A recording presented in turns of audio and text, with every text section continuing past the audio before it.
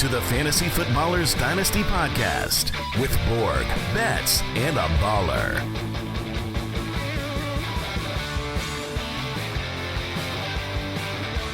Welcome back. It's Wednesday, April 15th. Fantasy Footballers Dynasty podcast. I'm your host, Kyle Borganoni. I'm joined by Matthew Betz and playoff Jason Moore. Playoffs? This is more play-in Jason Moore right now? Play-in Jason Moore. Thank Very you. Specific Jason Moore. Yes, ironically, you're calling this out. We're recording the day before. I'm going to the Suns game tonight as my Phoenix Suns are in the play-in.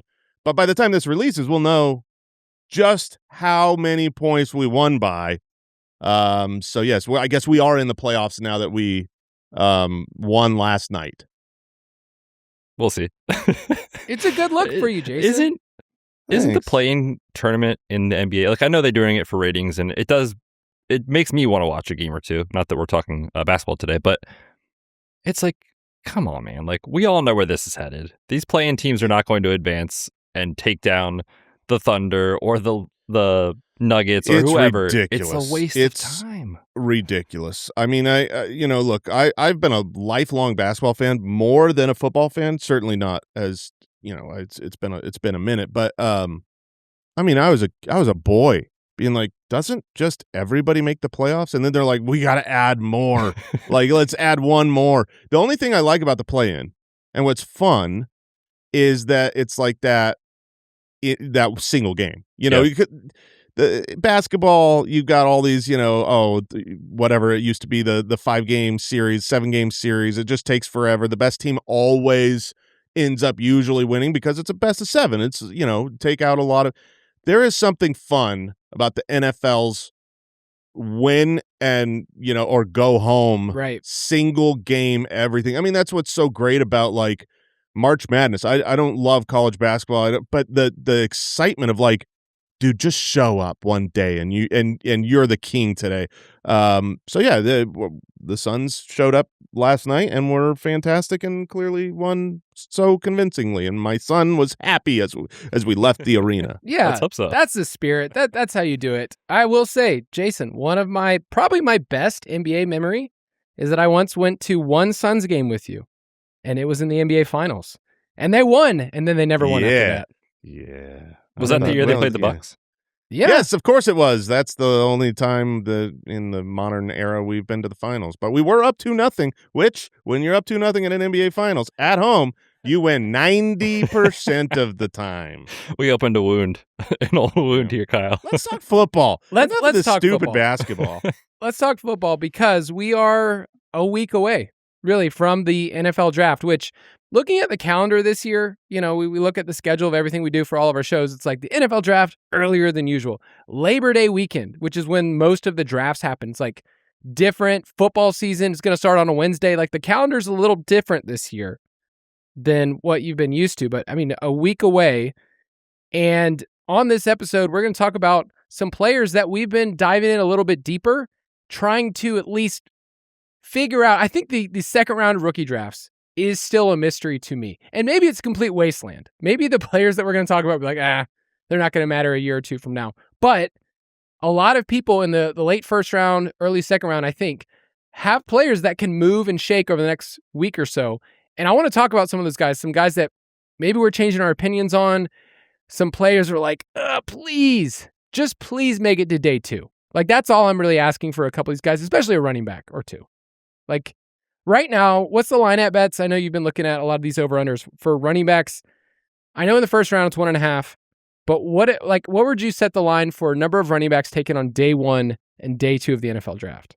Yeah, for the first round, it's under 1.5, and it's like minus 900 or something like that, where it's like, basically, does Jadarian make it in or not? And the only place he's been mocked is Seattle, so it's like a very thin needle to thread. But as far as day 1 and day 2, I could still see it being just those two with Jeremiah Love and Jadarian Price. Day 2, going all the way through round 3. I could see that it, would man. be I so think sucky I for put fantasy. it at 2.5 with those two guys being the 2 and like slight juice on the under. So we'll see. But wow, I just think this class is not highly regarded in NFL circles, which is the problem with, if everybody knows that, maybe there's a guy that a team falls in love with and they're like, we have to take him. But yeah, I think it's going to be a lot of these day 3 guys, unfortunately, for running back. We're going to learn a lot next week. Obviously, the destinations, the landing spots. Some guys' stocks will rise significantly. In the meantime, for the final week, I do think this is overall probably the weakest rookie draft class front to back across all positions that I can remember. That's how it feels a week before. There were guys in previous years, even the best, right? Like we talk about these top 4 picks, the 3 wide receivers that we know and Jeremiah Love. Those top 3 picks, I would not put them in the position where they can't be affected negatively. Whereas there have been guys in the past that, Malik Neighbors was like, it doesn't really matter where he's going to go. He's going to be good enough. It could be hurt a little bit, but there's, I don't know if that's the case this year. Yeah, I think it's worth just zooming out every once in a while, comparing to different classes and just saying, hey, your 107 or your 201 is not nearly as valuable as it was in years past. So I do have a quick question for us. And this one comes in off of X, and I love this handle, so I got to give it to him. It's from @Bilbo's_baggin. Gotta love a good reference. Bilbo's baggin. He said, put the top 3 rookie wide receivers, so Tate, Lemon, and Tyson, into the 3 previous years' rookie drafts. So where would those 3 go for you guys if we were comparing with, I'm just going to include Tetairoa McMillan and Egbuka from last year. The year before, we had 3 guys in the top 10, Marvin Harrison Jr., Malik Neighbors, Rome Odunze. And then just for the sake of it, I'm going to throw in JSN. He went pick 20, but he was widely seen as the best wide receiver in that class. So if you were putting all those guys together and adding them to this year's class, where would you rank them? And let's strictly try to stay with their college production profile evaluation, because obviously with JSN, we're going to be like, well, he's awesome. It's hard. You have to take that part out. So Betz, I'll let you start the conversation. And then Jason, if you want to weave in the Felix model here, we can do that too. I can look that up. Love me some good Felix modeling.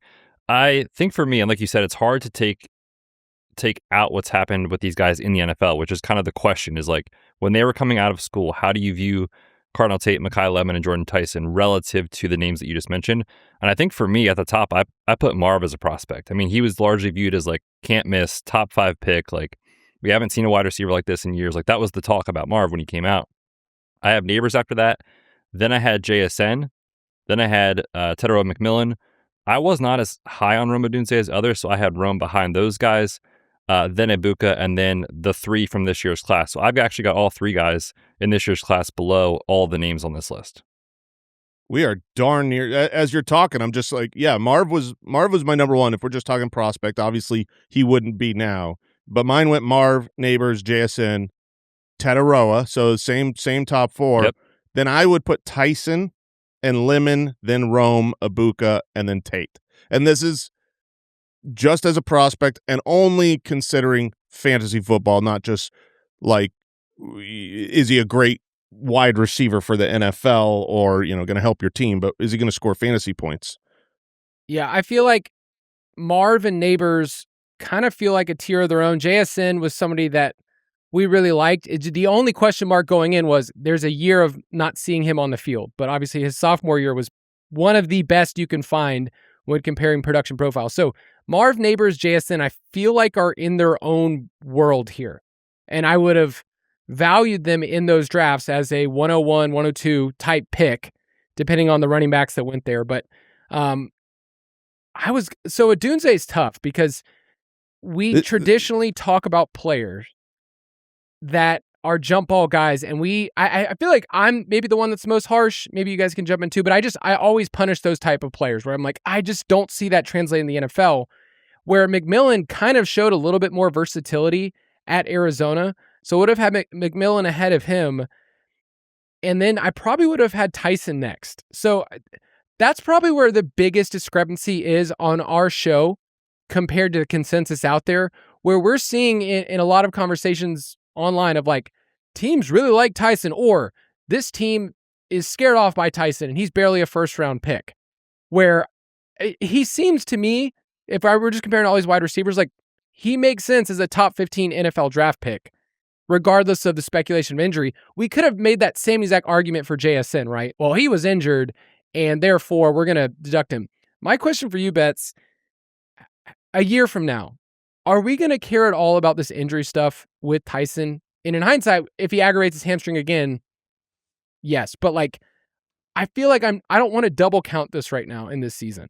Yeah, I think it's tough. I mean, obviously, like the lingering hamstring issue that goes back to this past football season is definitely a concern.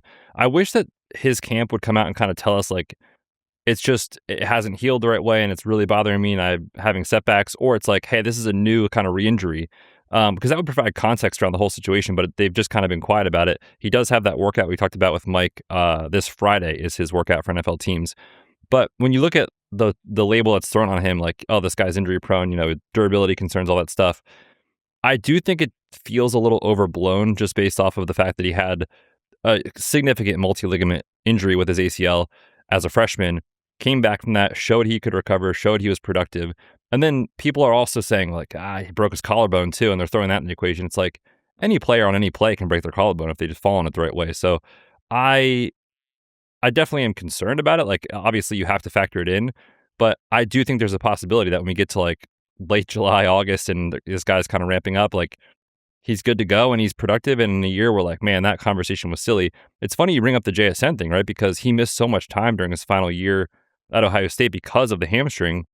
Now, he did test like when he was supposed to, so that wasn't a lingering concern into April.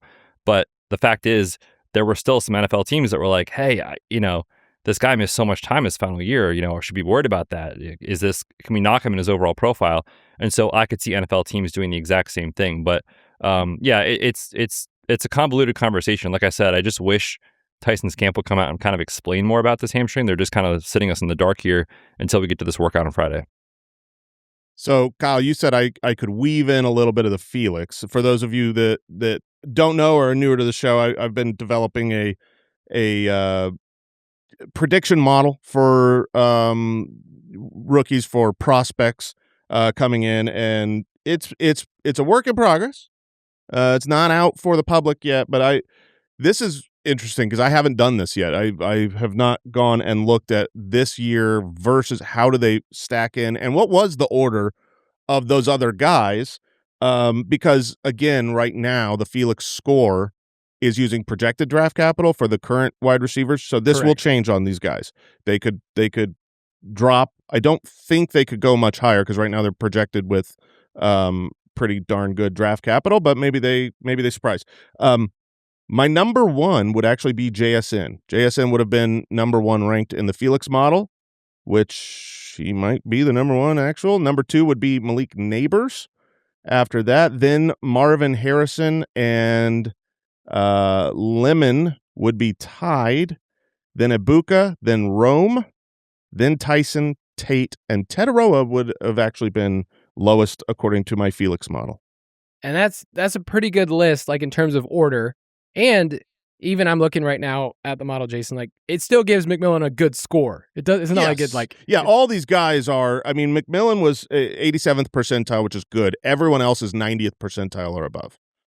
Yeah, and I think some of the stuff, just to peel back the curtain, like Jason doesn't want to reveal stuff unless it's like really tested, really matters, really like thought out. Like I think across the board here at the Footballers, we're not just going to throw something out there if we haven't done all this stuff behind the scenes and it's really valuable for people. So because you've been doing this for a decade, Jason, this is a part of our process that's kind of, I mean, we've been doing this behind the scenes, looking at different metrics, what matters, what doesn't matter, but never putting it all together in one place. Like that is a massive project. And I think going forward in the future, it's going to be awesome. Like it's going to be a piece of the puzzle. It's not going to be perfect, but it's going to be a big piece of what we do.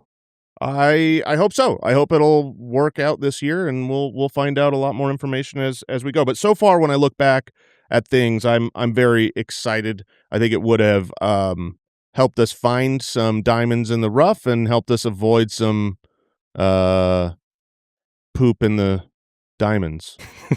Poop diamonds. No pants. The pants weren't on. That's why you can't poop in the pants. That's the problem with that. They were never on. All right, final question with this group here. because we went through our order, we kind of talked through it, and I feel like the name that we kind of all skated around was like, Carnell Tate's near the bottom of this list for all of us, and I'm pretty sure he's going to be the first wide receiver taken of this group. So any final thoughts? I know we're a week away, things can change, but like as of this recording, Betz, where are you at with Carnell Tate? We joke about it. It's like, depending on the day, he's wide receiver 1 or wide receiver 3 for me. I've said this before. If I was an NFL team, I would take Carnell Tate first. It's so hard to find in today's game a true X receiver who can win down the field, that's a good route runner, that can do all those things, that has his background coming from Ohio State. So I understand why he's highly coveted in the NFL. But like we've talked about, just for fantasy, which is the show we are doing, it's like, give me the guys that have shown they can earn elite volume, which is what matters in the game that we're playing. And Makai Lemon did that, Jordan Tyson did that, and Carnell Tate, I don't want to say never did that, but never was asked to be the guy. And so I don't know if he can be the guy. I hope he can. The NFL draft capital says he probably can. And so for me, that's why I lean Lemon and Tyson for right now for fantasy. But if the Tyson injury stuff is real and he slips really far and the NFL doesn't love Makai Lemon the way I do, like, I'm willing to change my opinion in a week based off what happens. But as of right now, I do have some reservations that Tate might not be as prolific for fantasy as maybe the general public thinks. Jason, he's your wide receiver 3 of this group. You still, is that firm, or is it like... honestly, that's the first time I've ever heard Betz so eloquent and makes sense. No, everything Betz said was really, was really perfect. I mean, it's exactly my thoughts across the board. He very well might be the best wide receiver. It's a matter of target domination. He has never done it. He didn't need to do it. You could argue he's never been the best wide receiver on his own team, but then you're coming from Ohio State. Like, that's almost impossible because, you're cranking out first-round wide receivers every single year. So it's TBD there. They're all in the same category. I want to find out destination and landing spot here. Yeah, so far he's met with the Titans, the Giants, the Browns, the Commanders, the Saints, the Chiefs. All the teams in the top 10, basically. So... this guy's going in the top. That's where we'll go. Yeah, it's gonna happen. Let's take a quick break, and then we'll get into some other players. All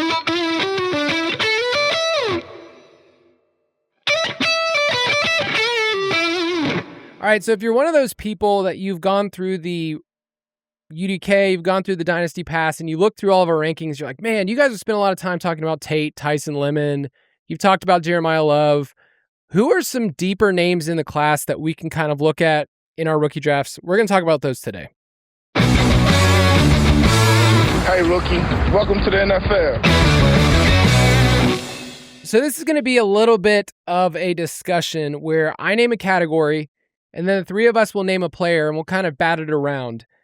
I will say some of these guys have to thread the needle for the NFL draft in the right scene, the right team, the right situation to be like, okay, this is definitely going to hit. I was thinking back where Sky Moore went a couple years ago, where it's like the production was there his final year. He goes to the Chiefs, and we're like, yes, this is exactly what I wanted. This confirms what I wanted.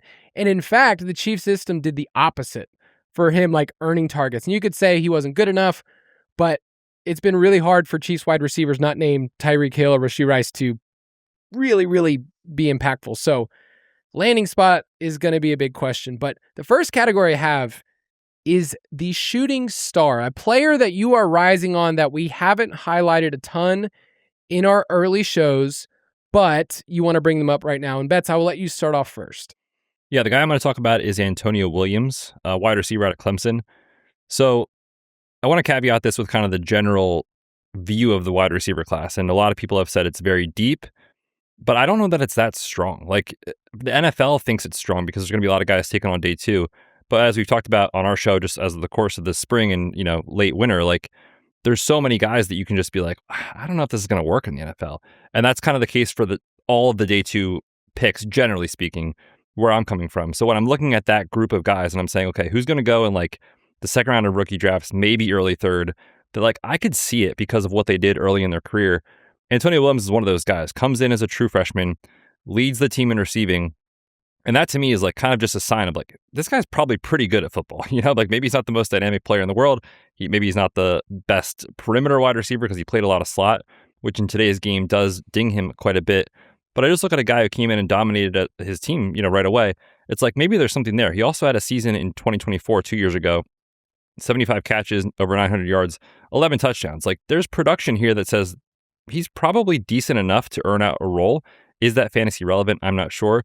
But he's a guy that averaged at least 2.05 yards per route run in 3 straight seasons to close his college career. And I also kind of was going back and watching him one more time before today's show and looking at the way he played in 2024 and 2025. His career slot rate in college was 78% per PFF. That is a yellow flag to me. But when I look at his final season, it was like 90%. So that's doing a lot of the heavy lifting for his career average. Just a season ago in 2024, he was on the perimeter on 40% of his snaps. So I'm just left kind of asking myself, like, is there more to this player than what Clemson was able to develop with him, which they have not been developing players at all in the last like 4 or 5 years. Clay Klubnik really disappointed. Dabo's shine of college football has worn off. They're just not competitive. So I just wonder, like, is there more there? And when I went back and watched him, like, I felt a little bit of like Jayden Reed excitement for him that I had when Jayden Reed came out. He's an interesting comp because Jayden Reed obviously has a lot of issues getting on the field in 2 wide receiver sets. So maybe this will all be a moot point. But I just think for where he's going to go in rookie drafts, like, to me, he's a guy that I'm willing to take a shot on, maybe mid to late second, early third, something like that. Again, I see a path where this definitely doesn't work, but I just like him, I think, more than consensus is the way I put it. Yeah. So that's Antonio Williams. I'm just curious, what kind of point was it that was just made? Did you say it was a mute point? Did I say that? You did say it was a mute point, you idiot. You're right, Dak. It's a moot point, dummy. Moot Did you versus not watch mute. that episode of Friends? Not before this, I didn't. Come on, man. Now you have homework. It's Oh, jeez. what an idiot. Antonio. I'm going to pack my things. I do. I want to add this in with Antonio Williams because you saw some Jayden Reed. I think in our player comps we gave in the scouting reports, he's a diet version of Christian Kirk, who on the field sometimes you're like, is this like a really elite athletic player? Like, I don't know, but like earns targets and was a starting slot wide receiver who got a second contract, had a wide receiver 11 season. So it kind of depends on where he lands. What was Christian Kirk? Cardinals took him in the second, I believe, somewhere around there. Yeah, something like that. He's had a good fantasy football career. If his career was Christian Kirk, you'd be like, this is a home run pick for Antonio Williams if that's who he is. But it'll be interesting to see where he goes. Right now, it's kind of like he's 3rd round pick somewhere in that range. So yeah, I've got a later guy for you, more of a sleeper. I don't expect him to. This is a fun name. Yeah, I don't expect him to just completely go out and dominate the NFL and be Antonio Brown, but Kevin Coleman Jr. is a fun prospect to watch. He's a little undersized. His play speed is pretty fast. I think he was like 4.49, not like a burner.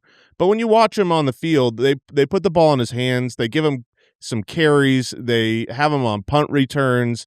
Led the team in receptions.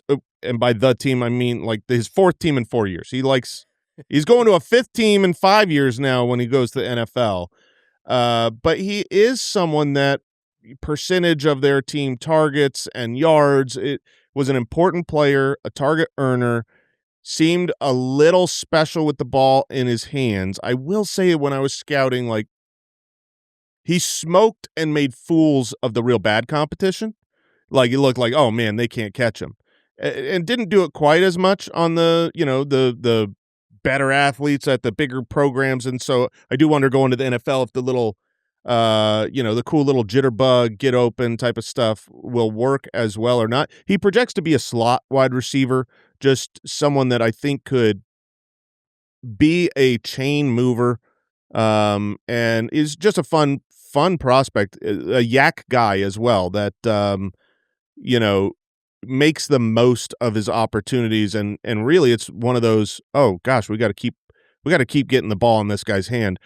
I love a player where it was like 3rd downs is like the team knows where they want to go, the defense knows where they want to go, and then still finds him. Really good hands, really tough guy for a small, like I think he's like 179, not a big brutish tackle breaker, but he sure thinks he is. He's like, he is not afraid. I feel like every single play he is up in the face of his defender. He makes a play and he gets up and he gives like 2 quick barks.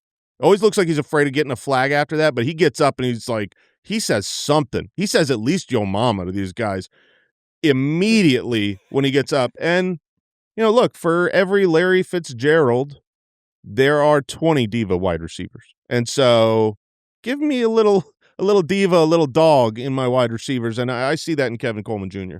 I realize who he is to you.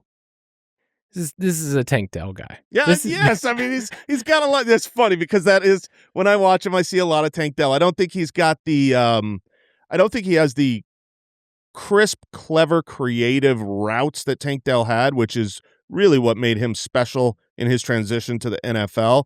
But outside of that, the play style, the body type, the attitude, is a lot of Tank Dell, which I guess I did like Tank Dell. Before I move on from him, I do want to point out, you mentioned he's got the dog.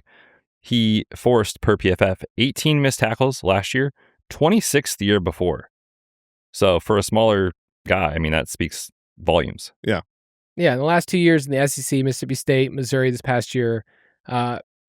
Cool story, by the way, of just like him coming from high school, went to Jackson State with Travis Hunter, and then ended up on 4 teams because things changed over. I think that's the part, as we were learning these stories of these players, when they transfer, there's NIL money, but there's also changing coaching staffs, and there's, all these other situations that like do cause these things. But in high school, he was a baller, big deal. We'll see if he ends up as slot. I feel like all 3 of our answers here are slot wide receivers: Antonio Williams, Kevin Coleman Jr., and I'm going to bring up Skyler Bell of UConn. All 3 players of like, okay, it could work in the NFL as a team's starting slot wide receiver. And then the question for all 3 of those guys is, are they going to be on the field in 2 wide receiver sets? And I think we're all like, probably as a rookie, no. It's probably not going to happen. But Skyler Bell, he was the first consensus All-American in UConn's history. And just to put his stats, his production monster stats this past year and the year before, the only 3 wide receivers with at least 1,800 receiving yards and 18 touchdowns over the past 2 seasons: Jordan Tyson, Jeremiah Smith out of Ohio State, and Skyler Bell. It's a pretty cool list. I don't know if he has a full route tree, and Dane Brugler had this stat. He has as many drops as touchdown catches in college, so it's not great. But I actually think that he is somebody that can contribute and tested pretty well at the combine. So he was at Wisconsin, then at UConn, got offered a ton of money from a ton of different places, stayed at UConn. So he's probably going to end up on that same conversation as these guys of, if you make it in round 3, can he be a starting slot wide receiver? So in the second round, he's somebody that I have circled. And Betz, we talked about Skyler Bell. Are you interested at all? I mean, I'm kind of like you. Like I'm interested, but I have obvious concerns. I will say, I think he made himself a lot of money by staying at UConn this past year, because it's like, if he goes to Michigan, their quarterback play was a train wreck this past year. If he goes to Indiana, like you said, I mean, he's competing with guys that are going to get drafted this year, and Omar Cooper and Elijah Surratt. So I wonder if his production by staying at UConn in the long run was a really good decision by him. But yeah, I mean, he's a fun player. These are the kind of guys, though, that I always get nervous about when like the fantasy community in general kind of falls in love with like the same sleeper type. And like, I think everybody can see it with Skyler Bell, because we all chase in our game we play production, and he's got it, which isn't a bad thing. It's just, I wouldn't be surprised if the NFL like wasn't as into him as maybe we are as sleepers, but certainly if I'm happy and hoping to be wrong on that. But yeah, there's definitely enough to like about him to throw a dart in a rookie draft. You're telling me the fantasy nerds out there don't love that he was number 1 in the class in targets per out run and number 1 in yards per out run? They're all talking about it. And by they, I mean we. I mean, he makes my spreadsheets look good. All right, next category is going to be the Lone Ranger. This is the player that you just don't get it. You don't understand the love. You're skeptical. You're like, I just don't understand. Maybe somebody else sees something, and I don't hate this player. I just don't understand how over the top everyone else is. Jason, you're going to start us off. I'll start us off because I'm going to start us off at the top. He is a first-round wide receiver, almost guaranteed. And in some of these, like Daniel Jeremiah's top 50, I want to say he was ahead of Jordan Tyson, at least at one point. Don't know what it is right now. It's Omar Cooper Jr., who I think is fine. I like him. It's ironic. I'm just talking up about little tiny baby Coleman Jr. about they tried to get the ball in his hands because he was able to break tackles. And that's what they did with Omar Cooper Jr. The difference is this guy's being seen as a first-round wide receiver, and that's what I don't really get. When I watched his film, it was all deep shots and screens. That's what it felt like, at least this last season, this championship year at Indiana.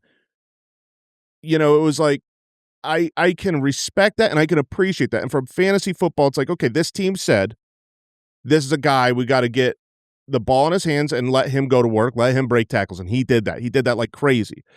But what that means is that he didn't run a great route to get open and demand a target.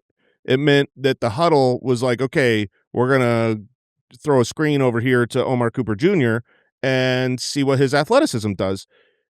There was some of this last year with Luther Burden, and it was not like I don't like Luther Burden. It was, can he be a well-rounded wide receiver? Can he work the middle of the field? Can he get open on these routes? How is his route tree? And it was just limited to see. Now, in the first year for Luther Burden, it took him some time, but he definitely showed the flashes later on in the year where I think the skepticism is gone. You go, okay, this looks like a complete wide receiver. That can absolutely happen with Omar Cooper Jr. But I feel like it is an unknown. And for a first-round wide receiver, that's really where I have, like, if this was a day 2 pick, if this was a late second, early third-round guy where it's like, hey, we can use him on special teams, get him the ball while he develops as a wide receiver, great. When you're drafting a first-round wide receiver in the NFL, I feel like you've got to have someone that is coming in and day one is a starting big-time contributor in the modern NFL. And I am skeptical of that with Omar Cooper Jr. I worry that he is one of those screen warriors that really padded his stats. And speaking of padding stats, like he didn't have 1,000 yards, and he had a game with 207 yards and 4 touchdowns against Indiana State. They could not stop him. The vaunted Indiana State. The Sycamores. Yeah. So when you beat up on someone that much, and then, I just go through his game log. It's like, okay, 2 for 52, 1 for 40, 3 for 31, 2 for 2, 6 for 30, 3 for 39. So, he has his big blow up explosive games, which is great. Talent, he's got that. He's got the athleticism. And so that worries me. That I had very similar thoughts with Matthew Golden, where it was like, there was a game or two in Matthew Golden's collegiate career that was like, it put him through the moon. When you go and you do that in the biggest games, that was in the playoffs, right? Wasn't his game against ASU? Yes. Where he just dominated, and all of a sudden it was like he was everybody's favorite. And I'm like, I don't think Matthew Golden was a bad wide receiver, but I did not see him I saw him as a third-round prospect, not a first-round prospect. That's how I feel about Omar Cooper Jr. as well. I hope he can develop into something awesome. But, when you go and you win the championship and you get to play late into the year and have big moments of big games, I think sometimes you can get a little overinflated. And when you get overinflated, you can pop. I'm just saying you can pop when you get too inflated. I'm glad you brought this up, Jason, because it almost feels like bad to say anything about Omar Cooper Jr. right now because everybody, like I talked about with Skyler Bell. I love it. Skyler Bell is like the sneaky, trendy sleeper. Everybody I've talked to loves Omar Cooper Jr. And I, like you said, I think he's a good player, but this is not a production profile that we generally see for first round players. And Kyle and I have mentioned this too, like the ebbs and flows of the college season matter so much. What you do in your final year and what you do at the end of the final year, the NFL is playing catch up just like we are, in some degree. So they're seeing, okay, IU, great season. These guys are all awesome. And all of a sudden you see the ADP data start to spike and these guys go higher and higher and higher. And I think it could still work. I think his game fits today's NFL. I've said that a couple times this offseason. But does that mean he should be taken like 16th overall in the NFL draft or wherever he's going to be taken? It doesn't fit is all I'm saying. So I agree. I think there's probably more downside to him than I think the general fantasy community believes. And I think people will just say, first round receiver, we saw this magical last season, like this is going to work.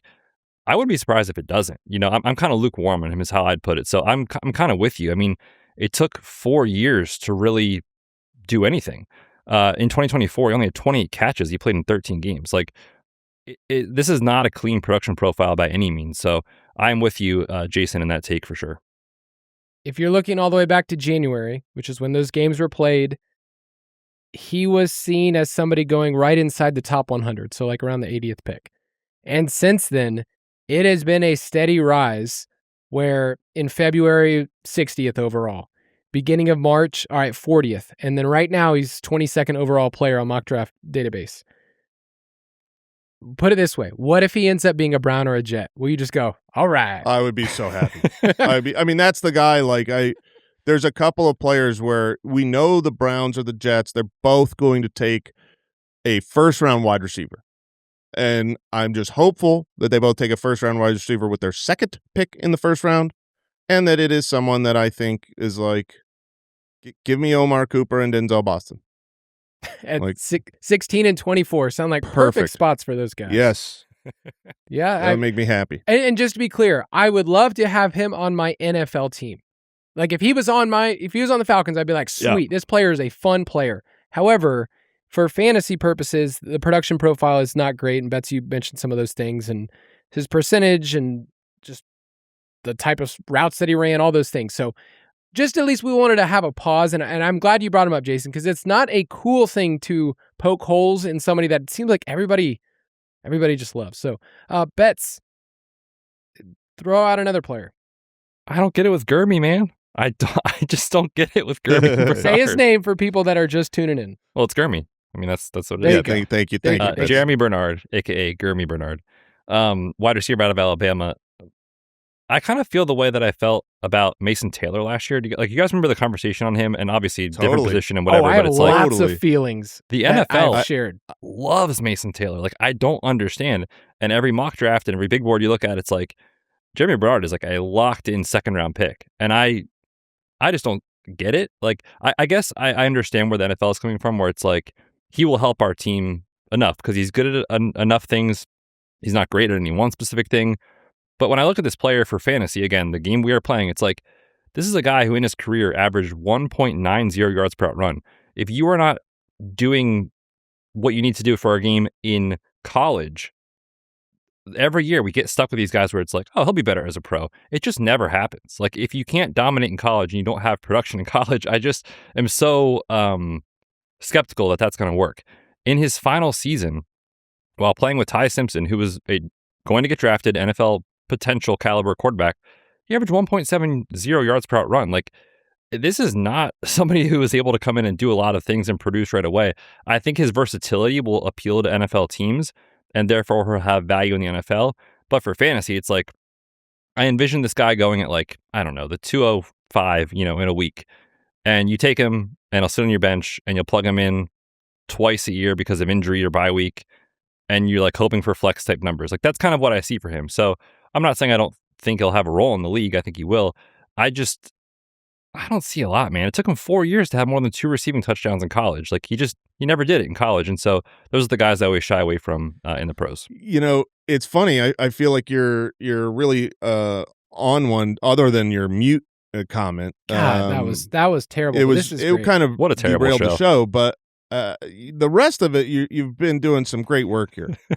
Thanks, Jason. I like Jeremy Bernard the same exact way that I liked Mason Taylor. Like, when I look at my notes of both of these guys, I like them, and both are somewhat what you're saying, which is this is not a fantasy player. Like, this is not a fantasy asset. It is a reliable NFL pro. My notes on Jeremy Bernard, the end of my notes, my final takeaway is not a super athlete, but muscled up, plays the entire field and seems very reliable. An NFL wide receiver for sure, not a fantasy star. Like, that is my notes on him. He's going to be on the field. He's going to play, 6 years in the NFL and get in his second contract and have his games where he gets a touchdown and you hope he was in the lineup or whatever, but he's not. The truth is most rookies drafted do not become fantasy superstars, and Germie does not project to. Yeah. We brought up this stat on the prospect show, but this is the second lowest yards per out run would be of any player taken in rounds 1, 2, or 3 over the last decade. So this is like wow. The other names, Keon Coleman, Josh Palmer, Jalen Reagor. I mean, it's doo-doo. It's really, really bad. But he can help an NFL team, and maybe that's... So maybe why aren't they Eagles playing will the same him. game we're playing? Right? Yeah. As Mike would say, it's so easy. Yeah. Mike, we had a show a couple of weeks ago, Jason, where Mike just goes, why doesn't everybody just fix the offensive line? They should just do it. It was just the easiest thing to do. I'm just going to quickly throw out Mike Washington Jr. I get why the NFL likes him in terms of see what he did at the combine. I get his physique is intimidating. It's like super intimidating. And then I learned his backstory. Like his dad is a cop. His brother's a Marine and a bodybuilder. It's like, oh, this dude's jacked because he comes from a family that's completely jacked. And yet he did not force missed tackles at all in college. Like it's really low percentile. He's the worst pass blocker of this group.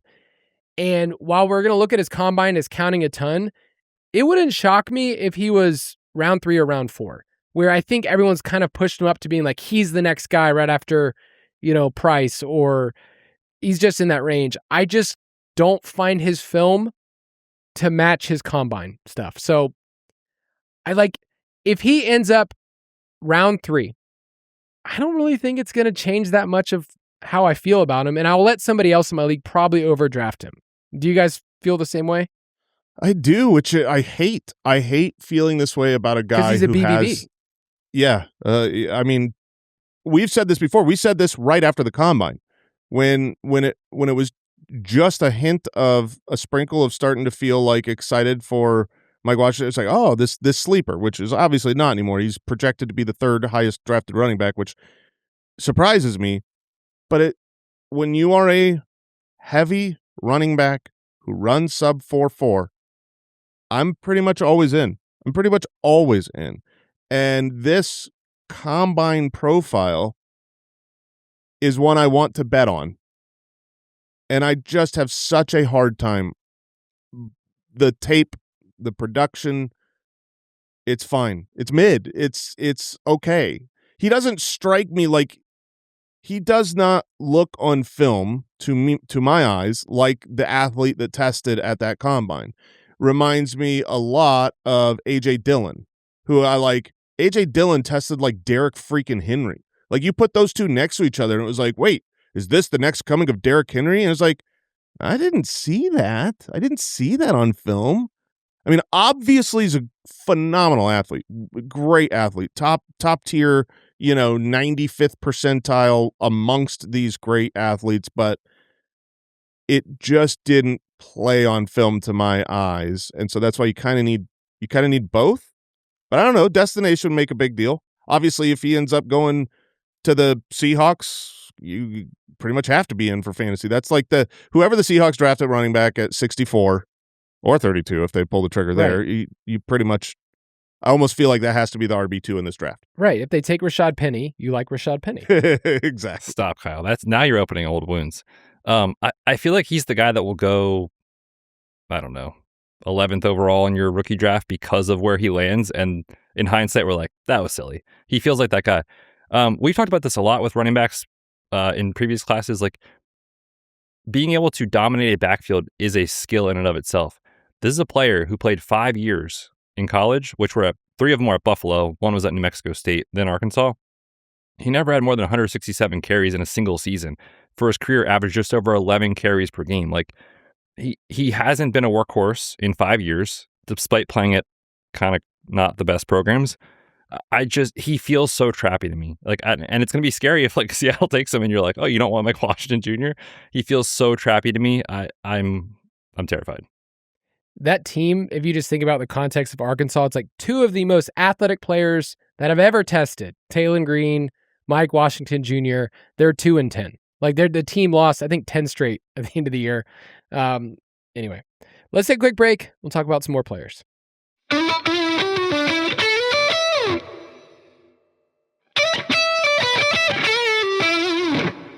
We're going to continue talking about players that at this point in the process, we have potentially changed our opinions on. We're willing to state here, hey, maybe I'm wrong. Maybe I'm seeing this player in a different light. Jason, I can't wait to hear yours because you have poo-pooed on this player before. Yeah, I mean, that's the like point. Him. That is the point here, is finding players that maybe you didn't like on go one that for whatever reason you had to go back and look at again. For me, it was clearly Jadarian Price, the second running back for the Notre Dame. Why can't I think? What the heck's the Notre Dame mascot? Why can't the Fighting Irish? Goodness gracious! I'm like, if you say Notre Dame, it's just going to come to head. And all of a sudden, your voice just kind of like slowly dropped off. Yeah, I still don't love him. I had him as my running mascot back. Or the player? Yes, the Fighting Irish. I just don't love him. No, no receiving work in his profile. Was the backup. I know people take issue with that. They're like, well, he wasn't a backup. They split series. And okay, but you know what I mean when I say he was clearly the running back too. Not like this wasn't a 50-50 timeshare and production. These were not equals between Jeremiah Love and Jardians. And so really the first go round of watching him, I discounted what he did do well as simply and only being the fact that he's that Jeremiah Love is off the field. And what he did do well was also, which to me was straight line, strong speed. He certainly can run through a hole, and if he has that speed going, when people try to tackle him, he's usually bouncing off of them. And I do love that as a quality.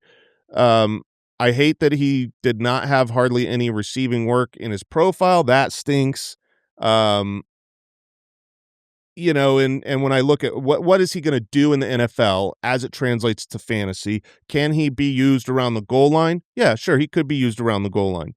Can he have breakaway plays? He could have breakaway plays.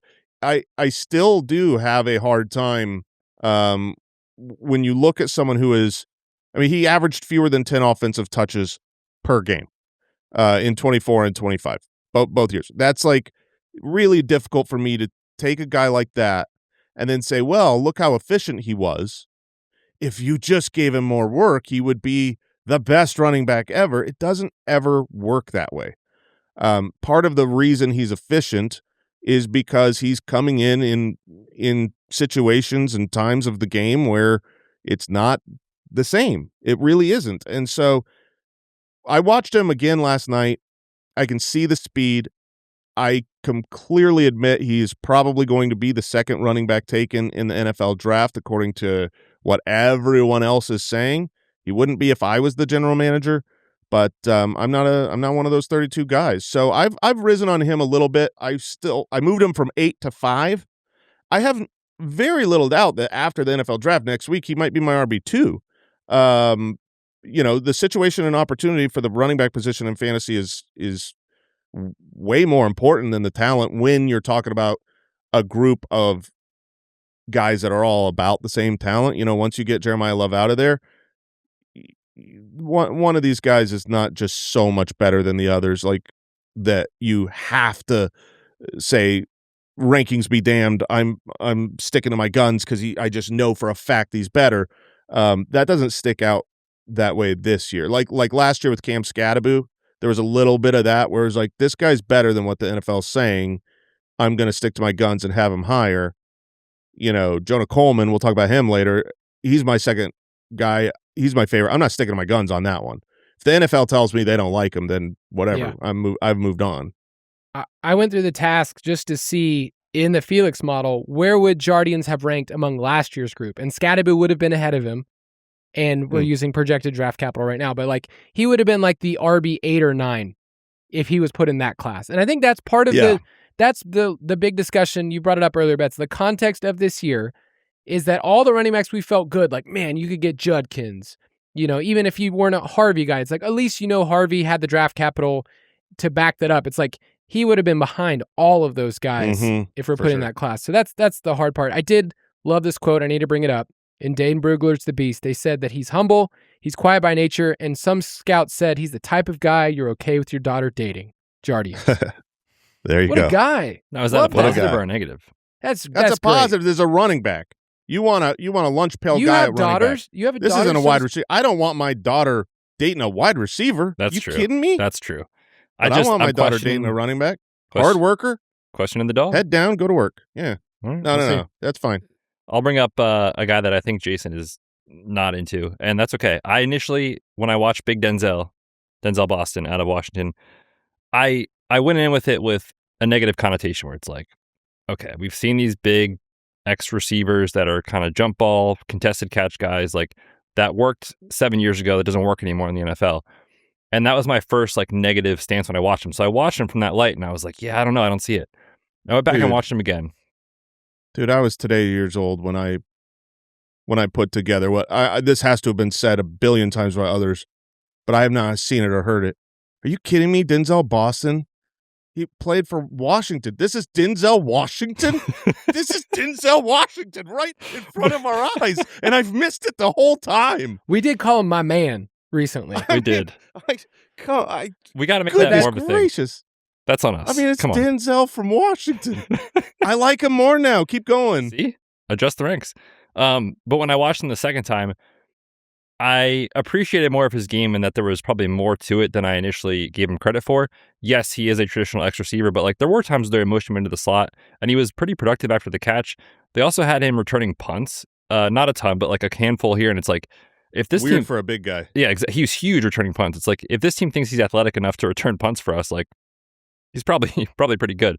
So now he's getting round one buzz. We'll see. Maybe he could be like on the fringe of round one, maybe early round two. But I just appreciated more the fact that like he probably has a very wide range of outcomes, and I do see the downside.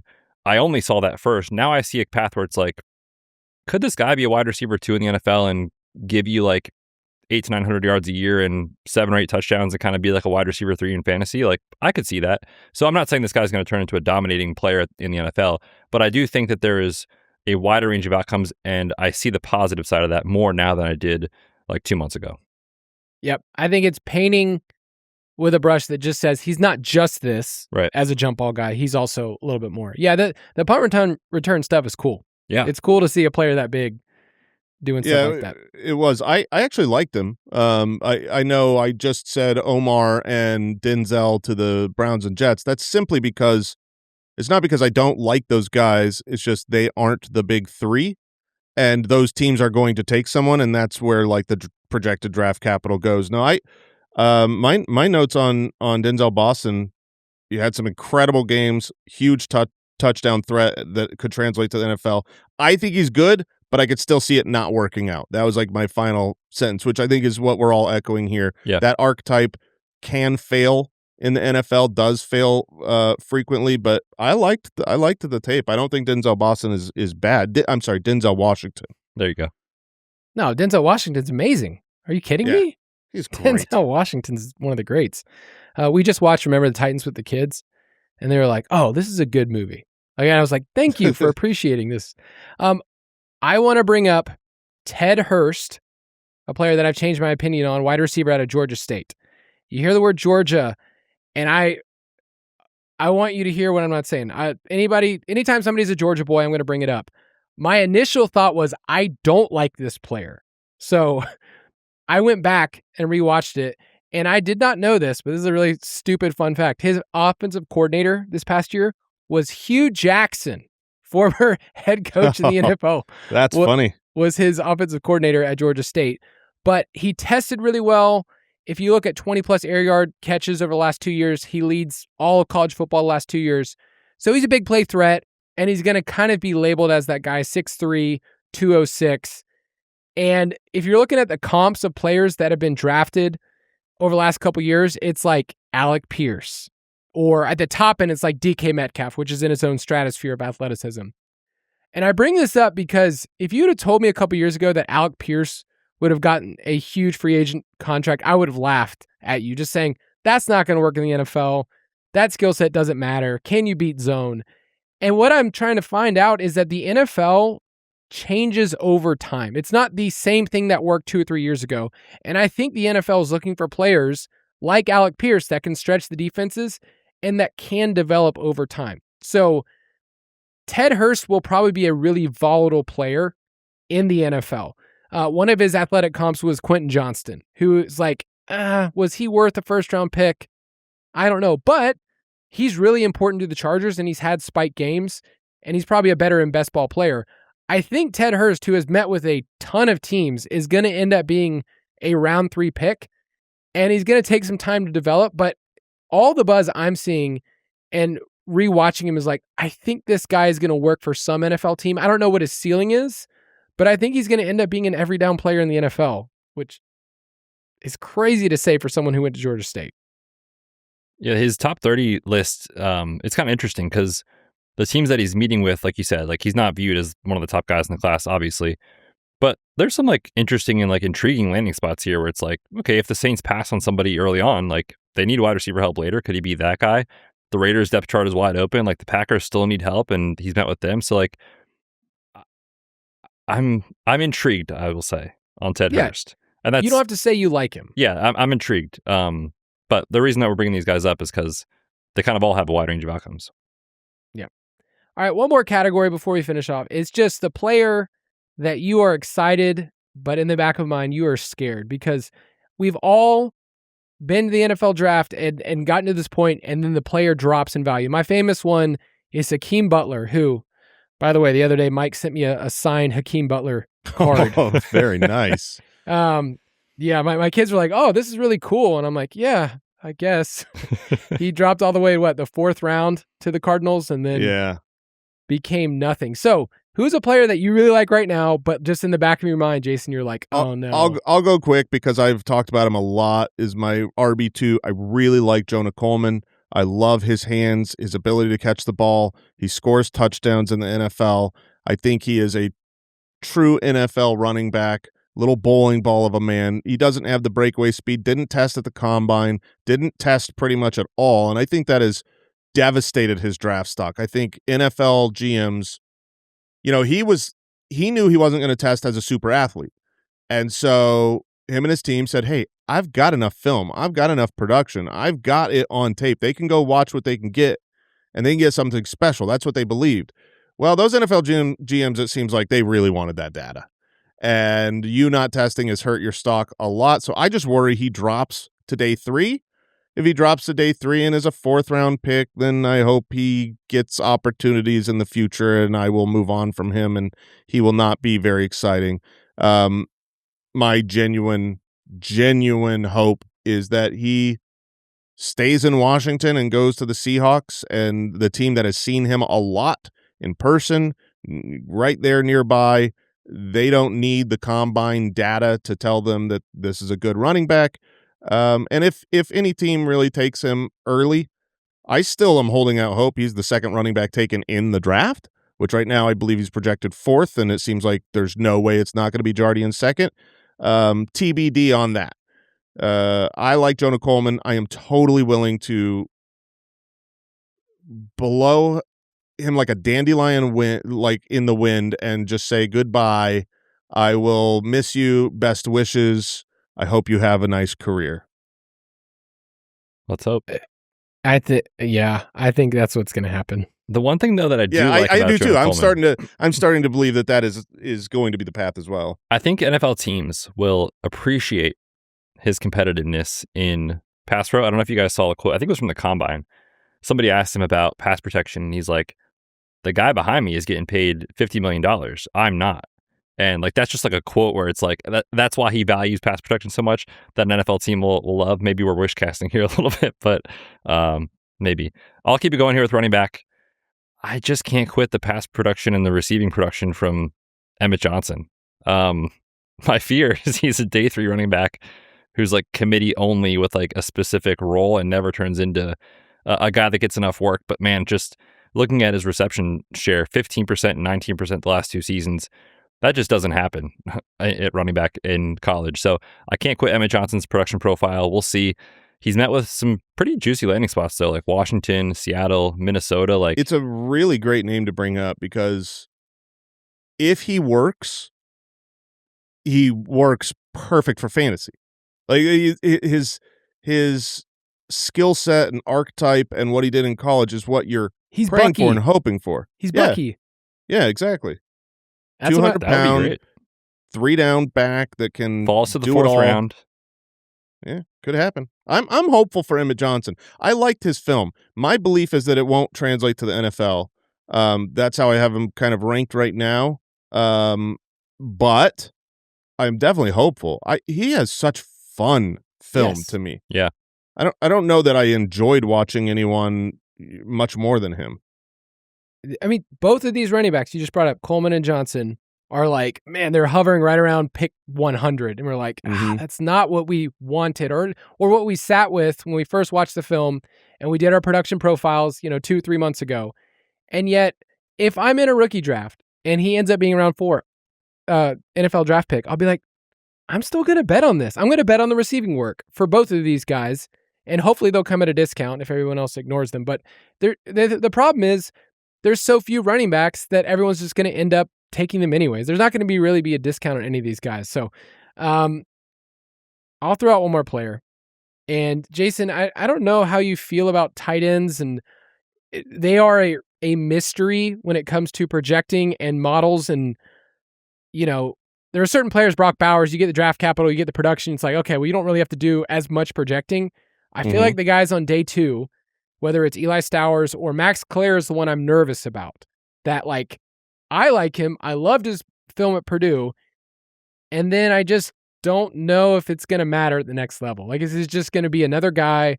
One of his comps, Betz, you're going to love this, is Cade Otton. And it's like, I love Cade Otton. That makes so much sense. But he doesn't really matter that much for fantasy. So reliable. Is that just where tight end is? Reliable, can do it all. Plug him in the right matchup. He's like,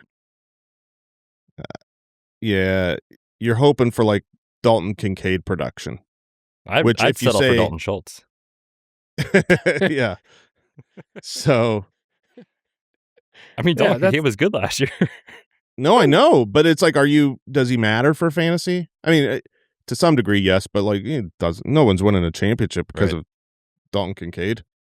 Yeah, in your tight end only league, sure, but no, not really.